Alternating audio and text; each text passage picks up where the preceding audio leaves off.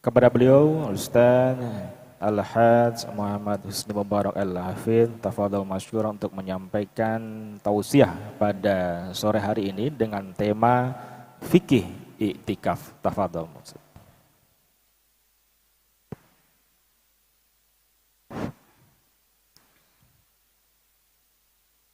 Assalamualaikum warahmatullahi wabarakatuh.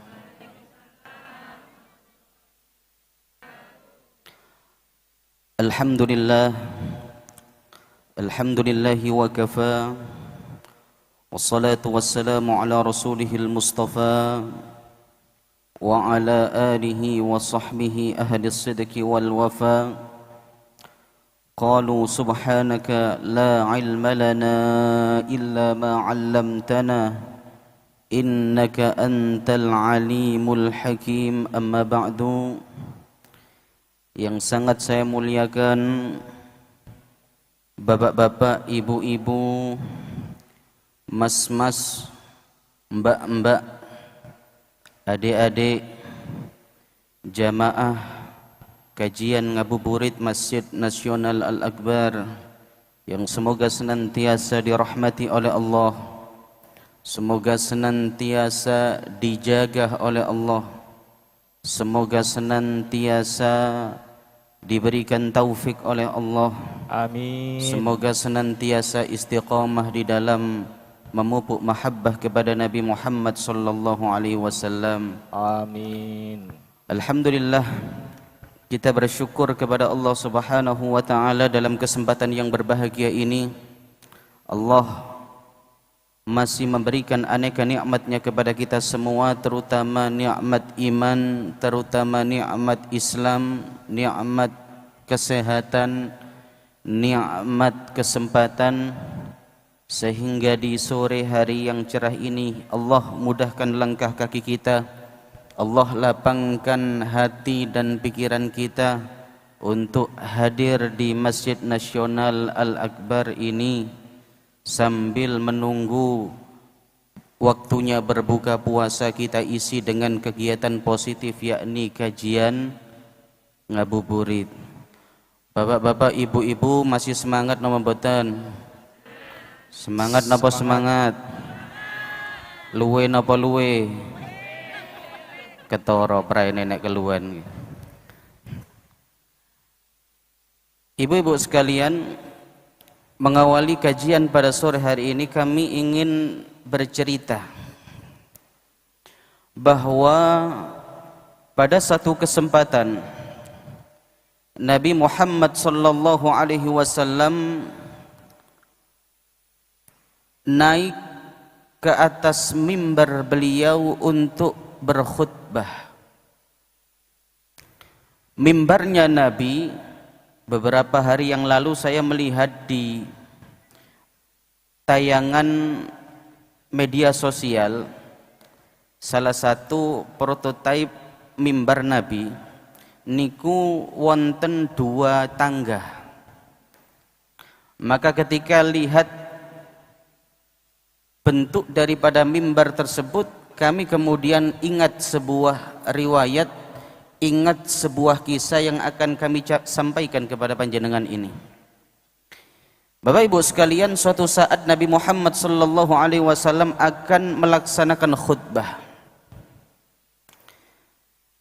Nabi kemudian naik tangga demi tangga daripada mimbar beliau.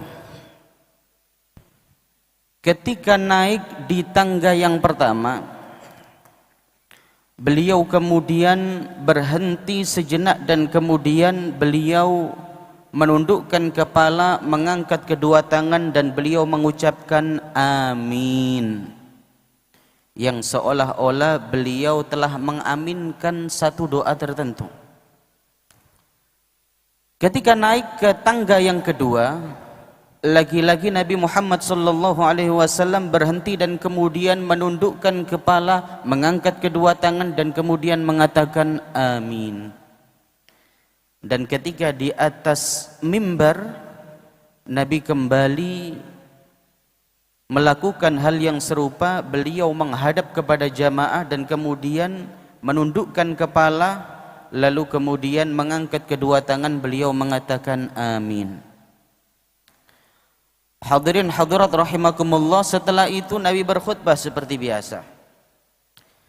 Setelah selesai khutbah, Nabi Muhammad sallallahu alaihi wasallam kemudian turun menemui para sahabatnya. Lalu kemudian wonten di antara satu sahabat yang bertanya kepada Rasul sallallahu alaihi wasallam, "Ya Rasul, wahai Kanjeng Nabi, sesungguhnya tadi ketika engkau naik ke atas mimbar, di setiap tanjakan mimbar engkau berhenti berdoa, engkau berhenti dan kemudian mengucapkan amin. Di setiap tangga engkau mengucapkan amin, sampai panjenengan mengulangi sampai 3 kali. Adakah gerangan apa maksud daripada hal tersebut ya Rasulullah? Karena kami kok rasanya belum pernah melihat engkau melakukan hal yang seperti ini." Bapak Ibu sekalian, Rasul sallallahu alaihi wasallam sambil bersedih, sambil murung, kemudian beliau menjawab pertanyaan sahabatnya tersebut. "Wahai sahabat, tahukah kalian kenapa aku tadi di setiap tangga berhenti dan kemudian mengucapkan amin? Karena ketika aku mau naik ke setiap tangga, ketika aku mau naik ke setiap tangga, malaikat Jibril datang mendampingiku. Dan malaikat Jibril berdoa dengan 3 doa dan Allah memerintahkanku untuk mengaminkannya. Karena hal tersebut itulah yang kemudian saat ini membuat aku murung," kata Nabi Muhammad. "Dan karena 3 doa dari Jibril tersebut aku kemudian mengaminkan sampai 3 kali. Apa doa itu?" kata Nabi. "Yang pertama, Jibril berdoa. Dia mengatakan, sungguh celaka, semoga celaka seorang anak yang mendapati kedua orang tuanya masih hidup atau salah satu dari orang tuanya masih hidup tetapi dia tidak bisa masuk surga. Sungguh celaka." Nabi kemudian mengatakan amin. Yang kedua, Jibril berdoa, sungguh celaka seseorang yang mendengarkan nama Nabi Muhammad disebut, seseorang yang mendengarkan nama Muhammad disebut tetapi dia tidak mau bersalawat kepada Nabi Muhammad. Sungguh celaka. Amin. Nabi mengaminkan, Bu. Dan yang ketiga, Jibril berdoa, sungguh celaka, semoga celaka seseorang yang diberikan Allah umur sehingga dia bertemu dengan bulan suci Ramadan, sampai Ramadan selesai dia ternyata belum diampuni dosa-dosanya oleh Allah. Sungguh celaka. Nabi kemudian mengatakan amin. Maka hadirin hadirat rahimakumullah, kisah ini, hadis ini menunjukkan bahwa pada 3 momentum, pada 3 peristiwa, jarak antara kula panjenengan dengan surga itu sangat dekat, Pak. Yang pertama adalah ketika orang tua kita masih ada, surga ada di depan kita. Lah niki seringkali kita mencari surga dari banyak jalur, tetapi ternyata surga yang paling dekat kedua orang tua kita abaikan. Dan niki sing si mas-mas mbak-mbak niki nggih kudu dirungokno niki nggih. Kita kadang sowan ke para ulama, kita sowan ke para kiai, kita sowan ke para habaib, jaluk dongo masuk surga, tapi jaluk dongo na wong tua ini gak tahu, Pak. Salah napa salah? Salah. Sowan ke ulama, saya. Sowan ke tokoh masyarakat, bagus. Tetapi yang terpenting adalah meminta doa kepada kedua orang tua kita. Bahkan disebutkan di sini Orang yang kedua orang tuanya masih hidup tetapi ternyata itu tidak bisa menjadikannya masuk surga, dia adalah orang yang paling rugi. Waktu yang kedua ketika nama Nabi Muhammad disebut, jarak antara kula panjenengan dengan surga sangat dekat. Ketika nama Nabi Muhammad disebut, Bapak Ibu sekalian, kemudian kita mengucapkan Allahumma salli alaih, satu salawat kita dibalas oleh Allah dengan 10 salawat. Satu salawat dari Allah untuk kita jauh lebih dahsyat daripada amal kita seluruh umur kita. Karena kalau kula panjenengan beramal, yang amal adalah kita. Kalau Allah bersalawat kepada kita, langsung yang beramal adalah Allah Subhanahu wa ta'ala.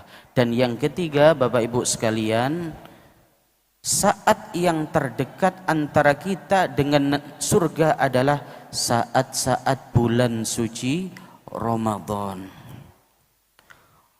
Orang yang celaka adalah orang yang telah masuk ke dalam bulan suci Ramadan tetapi dia tidak memanfaatkan Ramadan sampai atau dia mengabaikan bulan suci Ramadan sampai kemudian dia meninggalkan bulan suci Ramadan, ternyata tidak dapat apa-apa kecuali hanya lapar dan haus. Niku nek poso, nek gak poso nopo malih, Pak. Hadirin hadirat rahimakumullah, mumpung saat ini kula panjenengan berada di dalam bulan suci Ramadan, ayo kita manfaatkan itu. Kenapa kata Al-Imam Ibn Rajab Al-Hambali bahwa sungguh rugi orang yang tidak memanfaatkan bulan suci Ramadan.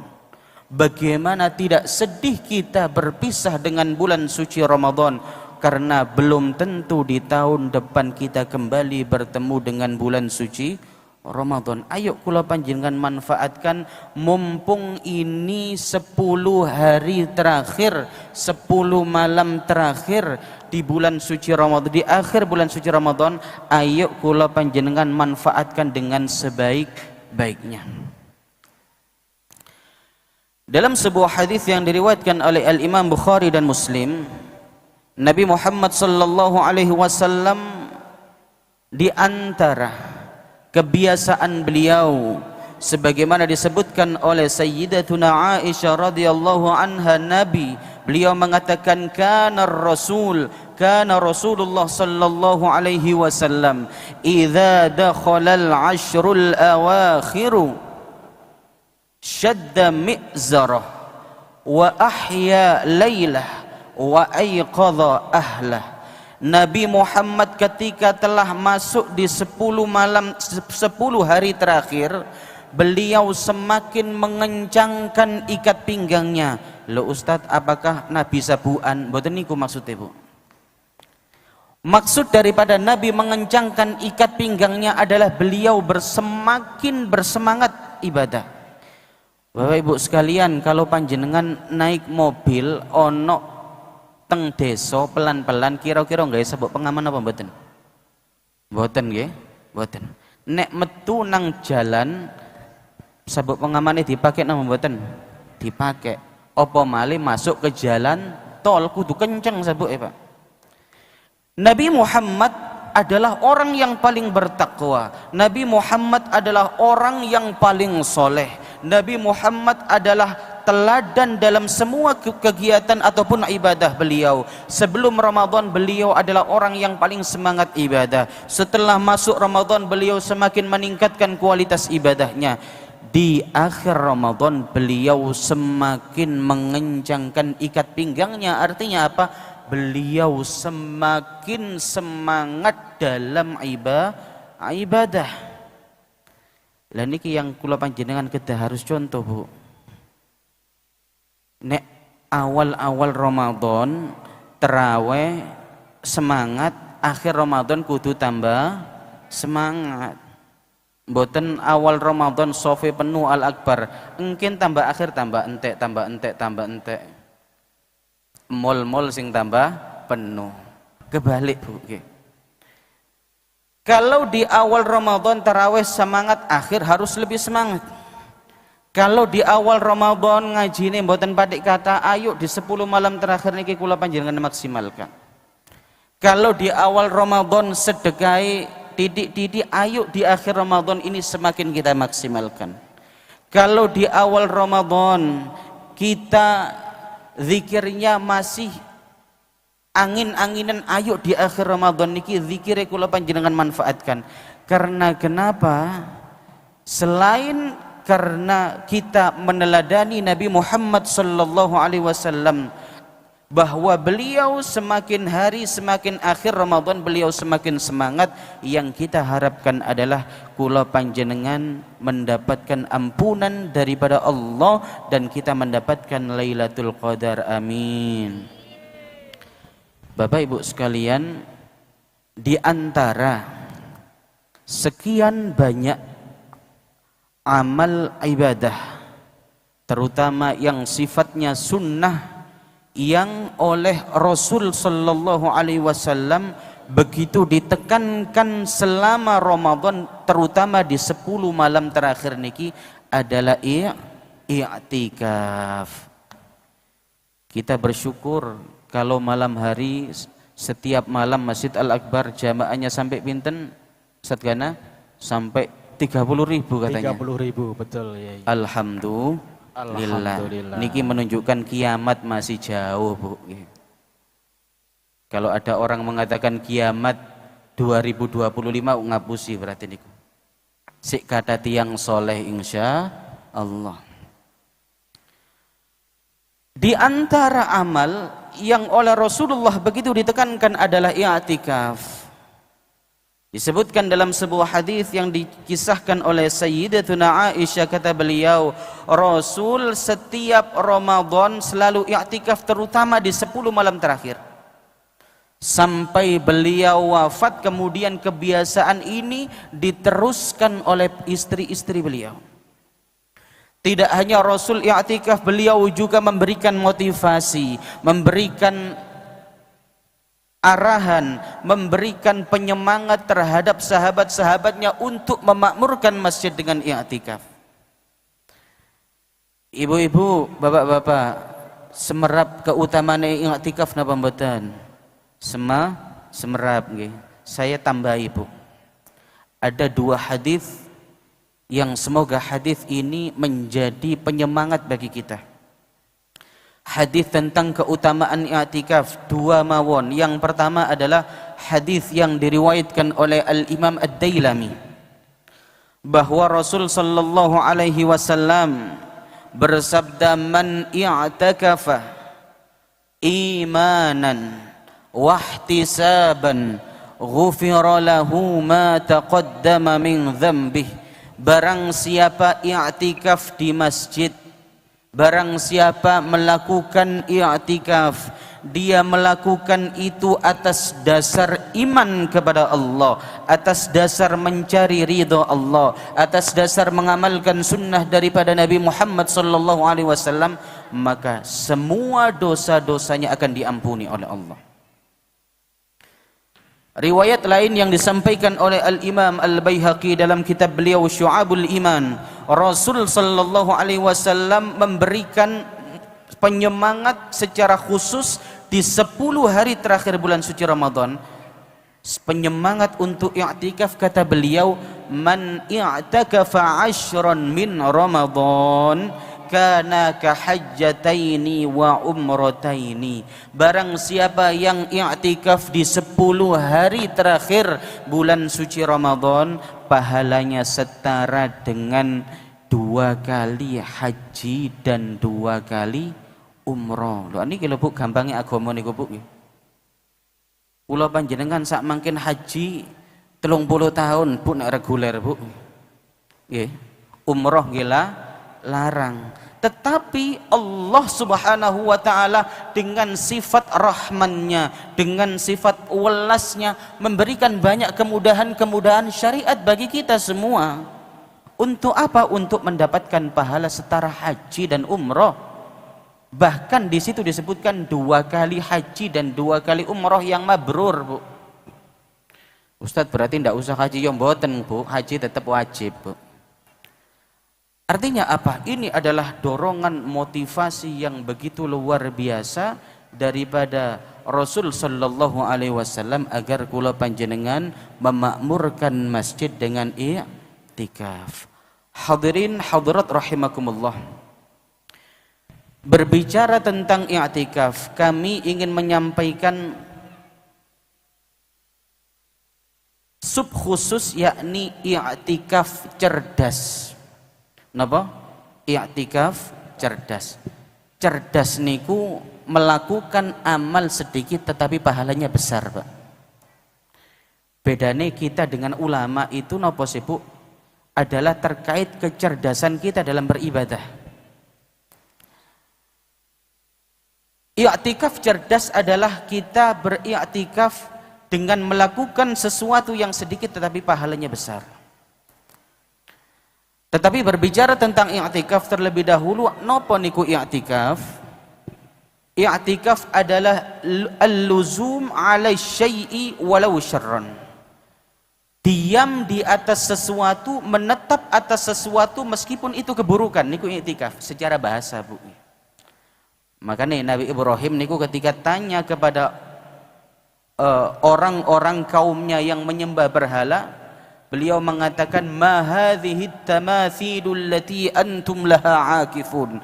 Apakah berhala-berhala ini yang kalian i'tikaf di atasnya? Lah niku i'tikaf secara bahasa. Dalam syariat yang dimaksud dengan i'tikaf adalah mukthun makhsus, diam secara tertentu, diam dalam kadar waktu tertentu. Dalam mazhab Syafi'i, sesuatu i'tikaf disebut minimal melakukan i'tikaf itu apabila fauqa qadri tuma'ninah. Tuma'ninah, apabila diamnya itu di atas kadar tuma'ninah. Li syakhsin maksus, bagi orang tertentu, artinya orang-orang yang memenuhi syarat. Di antara syarat sahnya i'tikaf adalah orang itu Islam. Di antara syarat sahnya i'tikaf orang itu berakal. Di antara syarat sahnya i'tikaf adalah orang itu suci dari hadas besar. Ala makanin maksus, di atas tempat tertentu atau di tempat tertentu. Yang dimaksud tempat tertentu ini adalah masjid yang murni masjid. Ustadz, i'tikaf di musola sah napa mboten sah? Musola niku kan nek teng mriki, Bu. Nek teng di syariat musola itu ya namanya masjid juga. Tetapi bedanya kalau musola itu masjid biasa, kalau masjid besar itu disebut masjid jami' atau masjid yang bisa dipakai untuk sholat Jumat.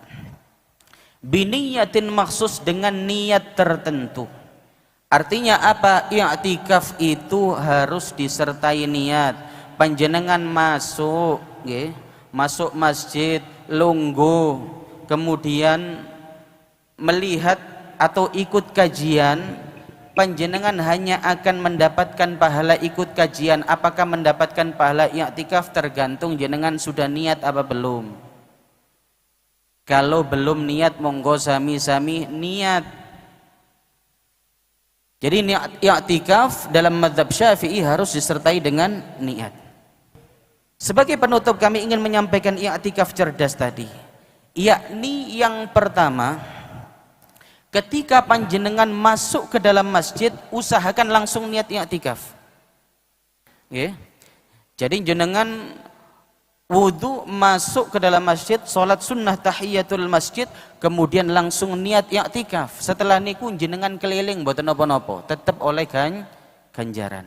Lho Ustaz, kula mantun niat, saya diam sejenak, kemudian saya jalan-jalan Ustaz, ningali napa? Fasilitas-fasilitas yang disediakan oleh Masjid Al-Akbar sudah bernilai pahala. Kalau panjenengan masuk masjid mawon tapi tidak niat i'tikaf, itu belum dihitung pahala kecuali setelah panjenengan beribadah kepada Allah. Kemudian tips yang kedua daripada i'tikaf cerdas itu adalah dengan nazar i'tikaf. Napa Bu? Dengan nazar i'tikaf. Nazar niki akan menjadikan i'tikaf itu sunnah menjadi wajib. Ya. Tidak hanya itu, pahalanya yang awalnya sunnah menjadi pahala wajib.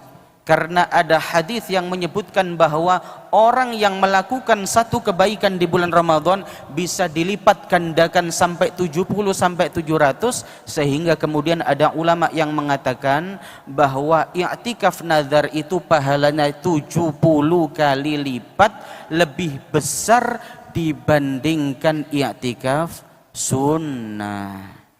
Cuma nek i'tikaf nazar niki nggih kedah ati-ati Bu. Napa? I'tikaf nazar nggih i'tikaf nazar mawon, tidak usah ditentukan waktunya. Seumpama panjenengan sudah mau berangkat, engko aku nek tutup Masjid Al-Akbar aku nazar i'tikaf.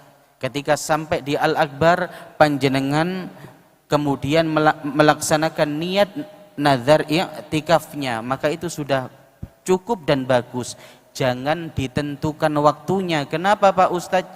Jangan ditentukan waktunya, karena kalau panjenengan menentukan waktu i'tikafnya, semisal sebelum masuk Al-Akbar jenengan nazar i'tikaf, aku engkau nazar i'tikaf 10 jam seumpama. Ketika panjenengan masuk ke dalam masjid, jenengan melaksanakan nazarnya, ternyata sampai 5 jam jenengan kemudian i'tikafnya batal, harus ngulang dari awal. Lah niku repot ini. Jadi i'tikaf cerdas itu adalah panjenengan masuk masjid langsung niat i'tikaf. Yang kedua adalah dengan menazarkan i'tikaf panjenengan. Dengan begitu pahala yang awalnya sunnah menjadi wajib, yang awalnya 1 kali lipat menjadi 70 bahkan 700 kali lipat. Saged difaham Bapak-bapak Ibu-ibu? Saged nggih? Baik. Bapak-bapak Ibu-ibu sekalian, terkait tema mungkin sampai di sini tema yang bisa kami sampaikan tentang fikih i'tikaf. Selanjutnya kami ingin membuka tanya jawab. Monggo panjenengan tanya tentang tema atau non tema silahkan. Yang tidak boleh cuma satu, utang duit gak oleh Pak. Monggo. Kalau tum-tuman duit saat ini nunggunya nih. Baik, Bapak Ibu semuanya, sebelum dibuka pertanyaan, kami sampaikan bahwa besok di Masjid Al-Akbar Surabaya ada acara Lailatul Qiraah bersama Gubernur Jawa Timur dan juga Qoriah nasional dan internasional. Acaranya di hari Rabu 26 Maret 2025 yang bertepatan pada tanggal malam 27 Ramadan 1446 Hijriah, dimulai ba'da sholat taraweh di Masjid Nasional Al-Akbar Surabaya yang bertempat di halaman timur. Baik, Bapak Ibu semuanya, mungkin apa yang sudah disampaikan oleh Ustadz tadi ada yang ditanyakan, kami persilahkan. Oke, ini 1 dulu, kemudian 2. Ya, nanti kalau masih ada, oke 3 sementara. 1 dulu. Monggo Bun, ya, yang tengah.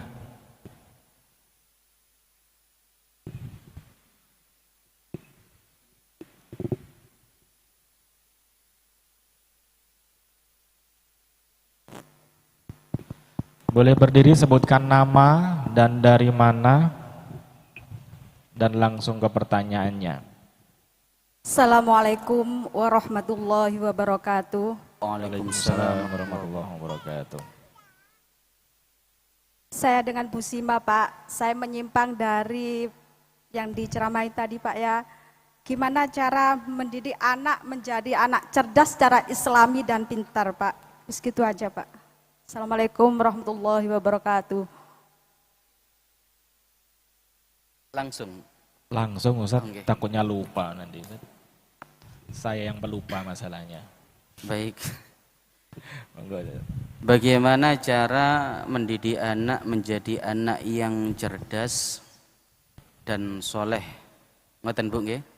3 saja. Yang pertama, didik dengan cara sesuai yang diajarkan oleh Nabi Muhammad. Yang pertama, sejak awal panjenengan didik mengenal Allah, mengenal Nabi, mengenal cinta kepada Nabi, mengenal hal-hal terkait kewajiban-kewajiban Islam dan lain sebagainya yang saya kira panjenengan sudah tahu. Yang kedua adalah orang tua menjadi contoh yang baik. Bapak Ibu sekalian, anak itu adalah seperti kertas putih, dia polos. Yang diteladani yang pertama itu siapa? Orang tua, Pak. Terutama ibu. Karena anak yang paling dekat dengan ibu. Karena ayah itu tanggung jawabnya adalah lebih banyak di luar rumah. Oleh karena itu, panjenengan sebagai ibu harus menjadi teladan yang baik. Termasuk adalah mengumpulkan, mempergaulkan anak ini dengan circle-circle yang positif. Okay? Jadi hindarkan mungkin bergaul dengan lingkungan-lingkungan yang kurang baik. Hindarkan bergaul dengan anak-anak lain yang mungkin kurang baik. Atau yang terpenting adalah circle, tetapi dimulai dari teladan yang terpenting adalah kedua orang tua. Kemudian yang terakhir adalah libatkan Allah dalam segala hal, Bu. Ngapunten, semua hal terkait kehidupan kita, Pak, yang terpenting, yang sering kita lalai adalah kita jarang melibatkan Allah. Mungkin apa ingin anaknya sukses, ingin anaknya berhasil di sekolah dari TK sampai S1, S2, S3, S lilin katakanlah, Bu. Tetapi ternyata setelah anak itu lulus, ternyata dia tidak menjadi seperti apa yang kita harapkan. Bahkan beberapa hari lalu saya membaca sebuah artikel, seorang dokter, Pak, menyekolahkan anaknya sampai ke luar negeri, juga sampai doktor. Tetapi kemudian setelah orang tuanya tua, ternyata anak-anaknya tidak ada yang mau merawat orang tua, Pak. Tetapi kemudian orang tuanya itu sadar bahwa yang salah adalah saya sendiri. Karena kenapa, Pak Ustadz? Sejak kecil dia hanya saya didik dunia, dia tidak saya didik mengenal Allah dan Rasul Sallallahu Alaihi Wasallam. Dia dan saya pun dalam mendidik anak tidak melibatkan Allah dalam segala hal. Ngoten, Bu, nggih? 3 itu saja, Bu, nggih. Monggo yang lain. Nggih, silakan berdiri, Bun, tadi. Nggih. Ya, berdiri silakan, monggo.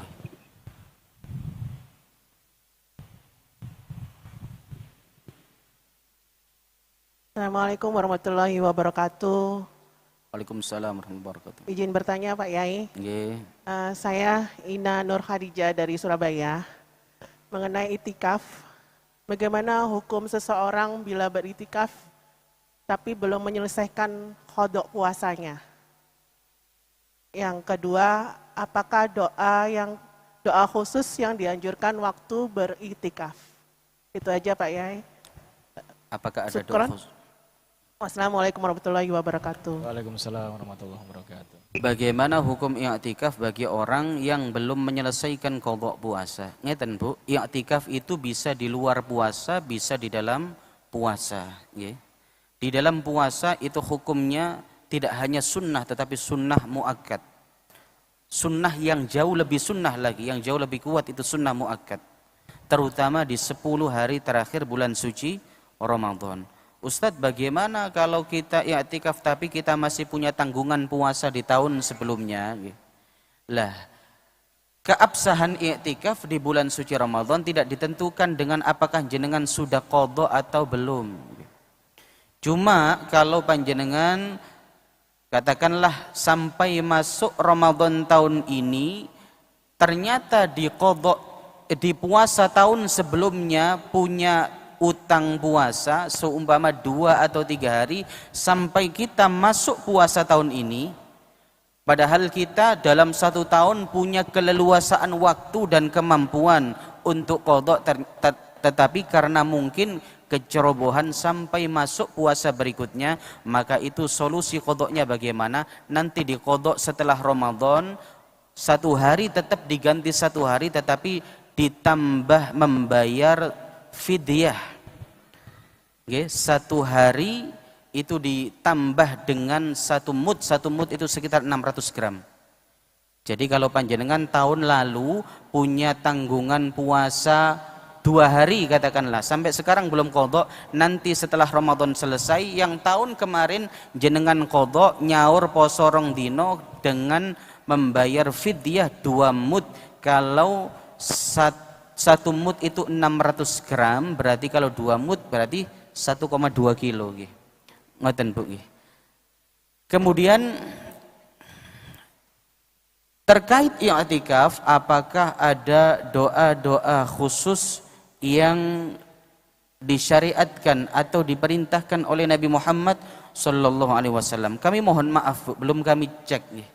Doa-doa yang diriwayatkan dari Nabi niku ada satu kitab yang khusus meriwayatkan tentang itu, namanya kitab Al-Adhkar karya Al-Imam An-Nawawi.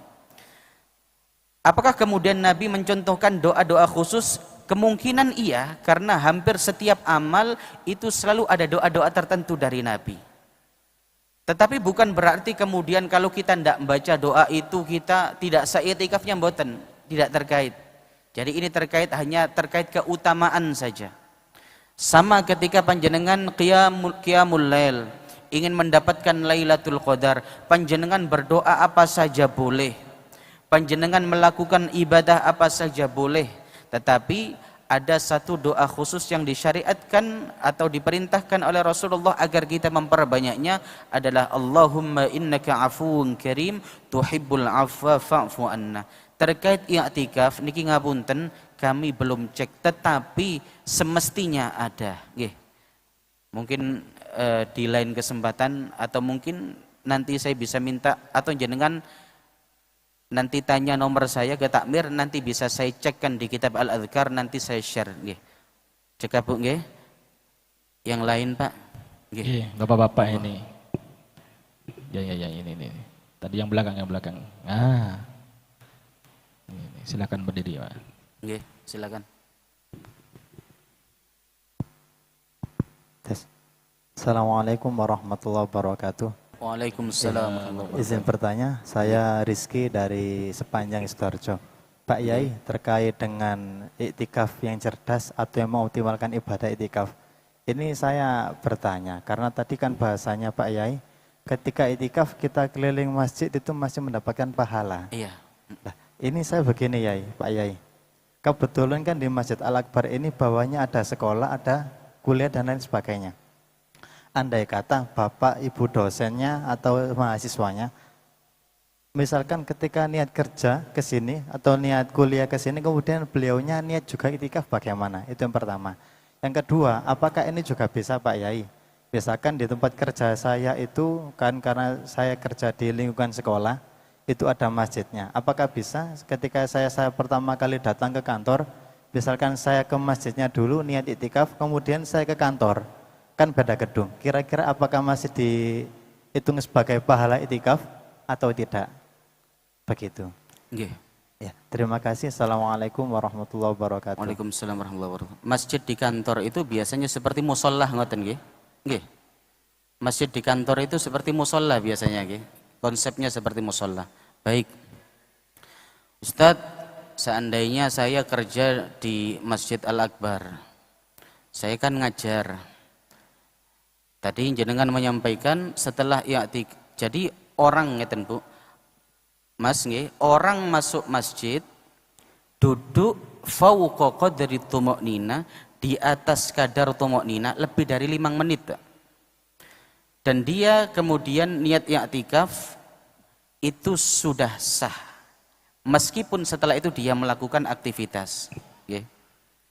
Loh berarti setiap aktivitas bernilai pahala Ustaz? Nggih. Meskipun nyapu masjid enggih. Nyapu masjid itu sudah pahala itu. Ketika panjenengan sebelumnya niat i'tikaf dapat pahala double. Bagaimana Ustadz kalau setelah kita masuk ke dalam masjid kan kita ke bawah? Bahwa itu kan ada lembaga, ada sekolah tetapi masih masuk bagian daripada Masjid Al-Akbar. Apakah masih terhitung pahala? Iya. Selama panjenengan masih ada di masjid ini, baik di halaman atau di bawah, jenengan masih terhitung i'tikaf, artinya itu masih berpahala. Kemudian syarat sahnya i'tikaf, saya tadi sebelum ke sini membuka kitab namanya kitab At-Taqrirat As-Sadidah. Kitab itu ditulis oleh Al-Habib Hasan bin Ahmad Al-Kaf, salah satu kitab penting dalam mazhab Syafi'i. Di situ disebutkan i'tikaf itu sah, hanya sah ketika dilakukan di sebuah tempat yang mana tempat itu adalah masjid murni, atau ketika didirikan memang niatnya untuk mendirikan masjid. Okay. Oleh karena itu masjid-masjid yang ada di perkantoran niatnya mosok mendirikan masjid, mboten nggih.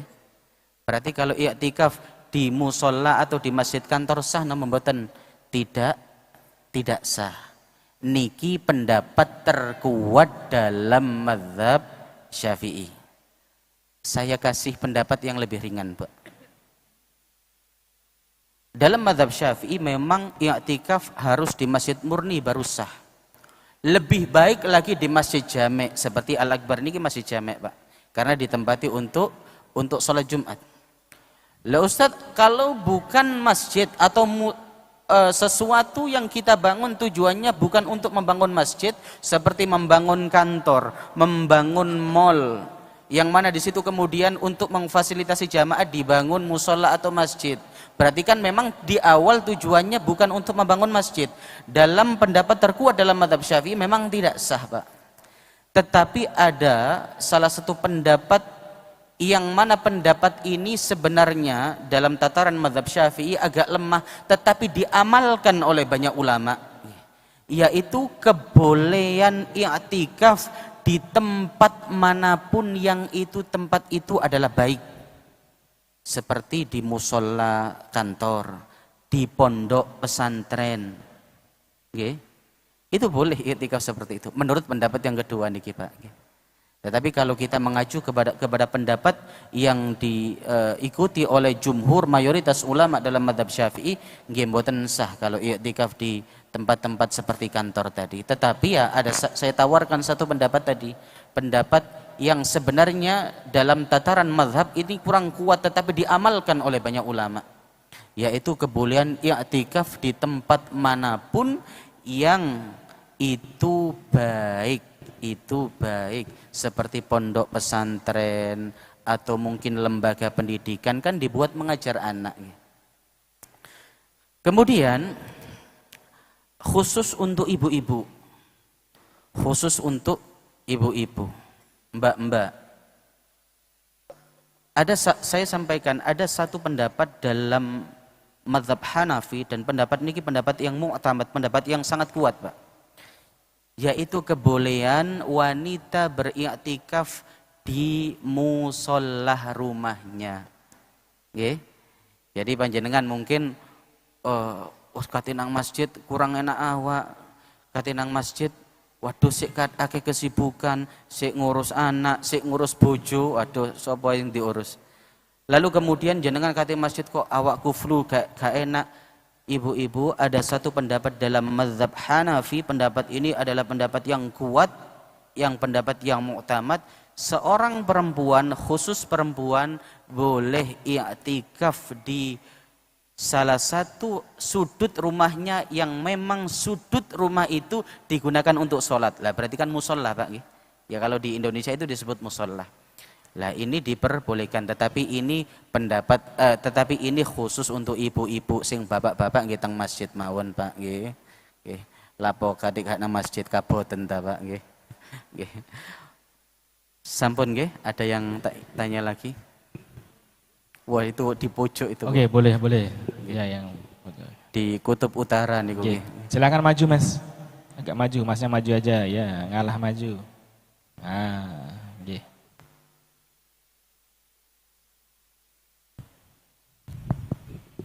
Assalamualaikum warahmatullahi wabarakatuh. Waalaikumsalam warahmatullahi wabarakatuh. Saya berkenan bertanya, Pak. Nama saya Bagus Prawira Yuda. Saya dari Jombang.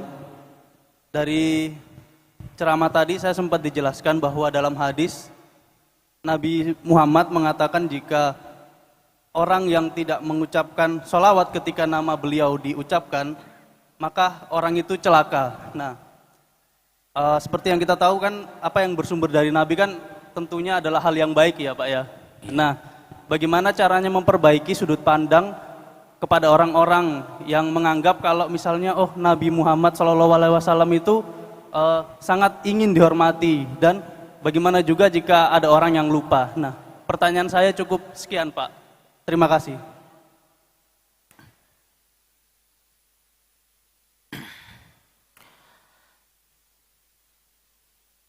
Bagaimana kita menyikapi jika ada orang yang berpendapat bahwa Nabi Muhammad itu sangat ingin dihormati? Begini Bapak-bapak, Ibu-ibu, kalau sikap ingin dihormati itu nisbatnya kepada kula panjenengan, maka itu haram.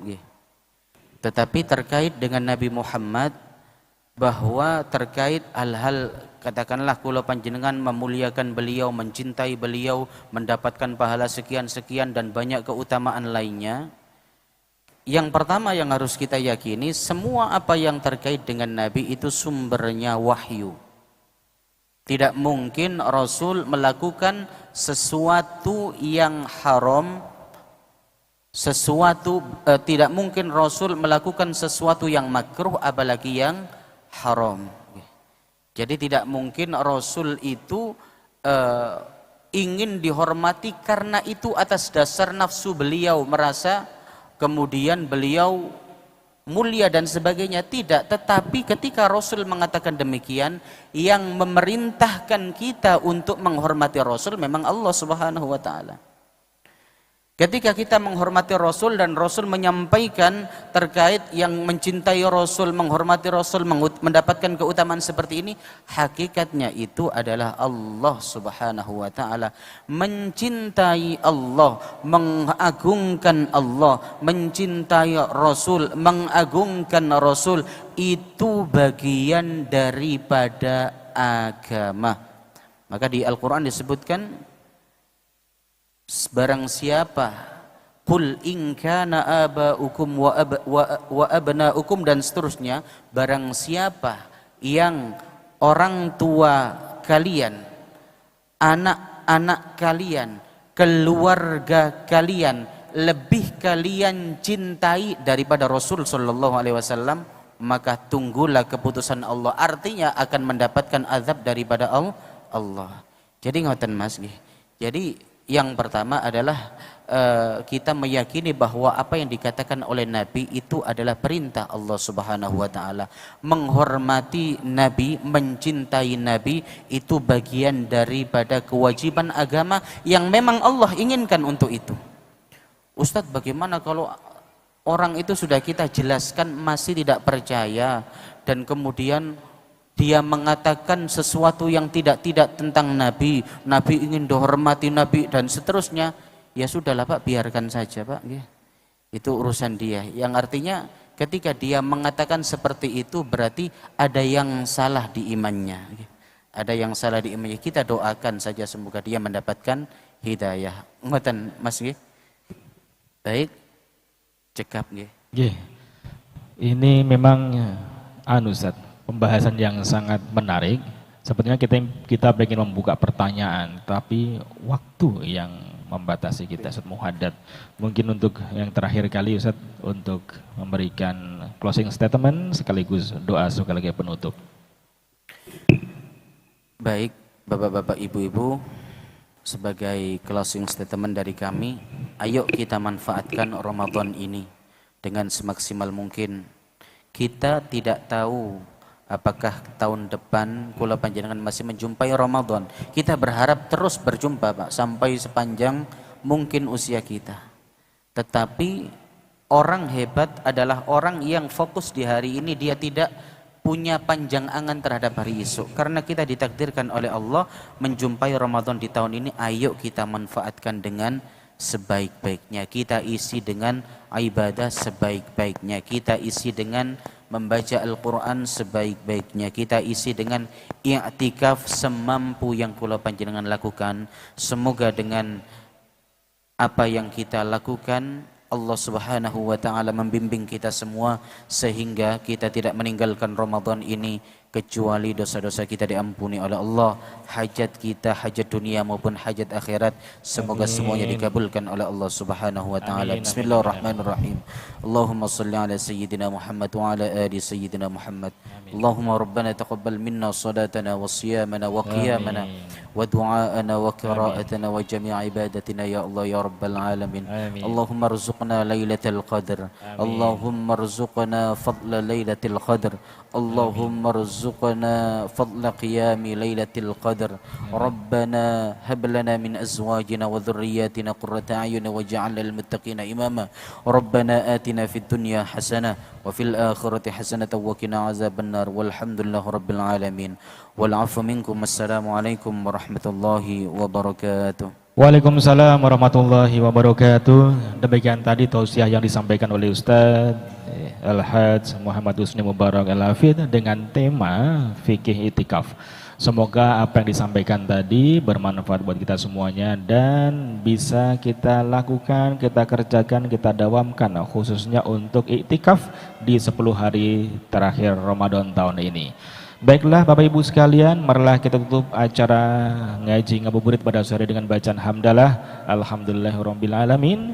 Kami mewakili dari seluruh panitia mengucapkan kurang lebih mohon maaf. Astaghfirullahaladzim. Assalamualaikum warahmatullahi taala wabarakatuh.